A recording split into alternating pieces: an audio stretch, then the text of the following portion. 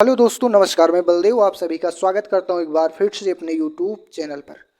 उत्तर प्रदेश में केशव प्रसाद मौर्य को लेकर किस तरीके से योगी आदित्यनाथ और केशव प्रसाद मौर्य के बीच रहता है तनातनी, वो तो आप सबको पता ही है। इसी के बीच केशव प्रसाद मौर्य की मुश्किलें और भी बढ़ती जा रही हैं। 2027 का चुनाव जैसे जैसे नज़दीक आ रहा है, केशव प्रसाद मौर्य की मुश्किलें वैसे वैसे ही बढ़ती जा रही है। आखिर केशव प्रसाद मौर्य किस सीट से विधानसभा चुनाव लड़ेंगे? क्योंकि पिछले विधानसभा चुनाव में केशव प्रसाद मौर्य अपनी खुद की सीट हार गए थे, तो वहीं पे केशव प्रसाद मौर्य इस बार पल्लवी पटेल के सामने फिर से मुकाबला करते हुए दिखेंगे। क्योंकि समाजवादी पार्टी पल्लवी पटेल को उसी सीट पर लड़ाएगी जहां से भारतीय जनता पार्टी केशव प्रसाद मौर्य को टिकट देगी। क्योंकि केशव प्रसाद मौर्य को पल्लवी पटेल ही हरा सकती हैं।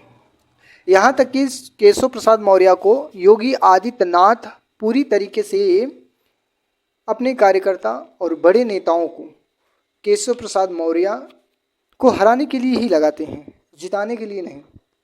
क्योंकि उनको पता है अगर केशव प्रसाद मौर्य मजबूत होंगे तो मुख्यमंत्री पद के लिए दावेदार उनकी जो पेशकश होगी वो मजबूत होगी। तो कहीं ना कहीं योगी आदित्यनाथ भी चाहते हैं केशव प्रसाद मौर्य जहां से भी विधानसभा चुनाव लड़े वो हार जाएं, चाहे बहुत ज़्यादा वोटों से हारे या कम वोटों से हारे।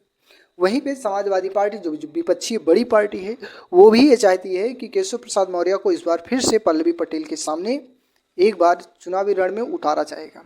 क्योंकि पल्लवी पटेल ही एक ऐसी नेता है, मजबूत नेता है कुर्मी समाज की, जो उत्तर प्रदेश के उप मुख्यमंत्री को हराने की ताकत रखती हैं।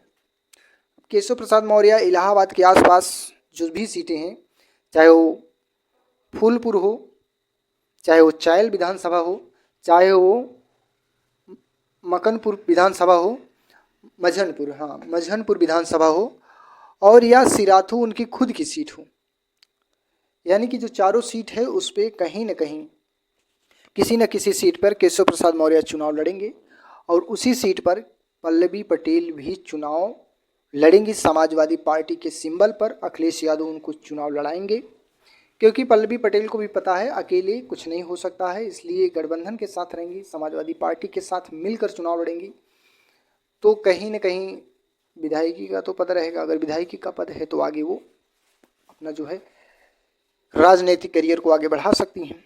और जातीय अगर आंकड़ा देखा जाए, चाहे वो सिराथू विधानसभा हो, चाहे वो चायल विधानसभा हो, चाहे वो मंझन विधानसभा हो, चाहे वो फूलपुर विधानसभा हो, तीनों चारों सीट पर कुर्मी बहुल क्षेत्र माना जाता है।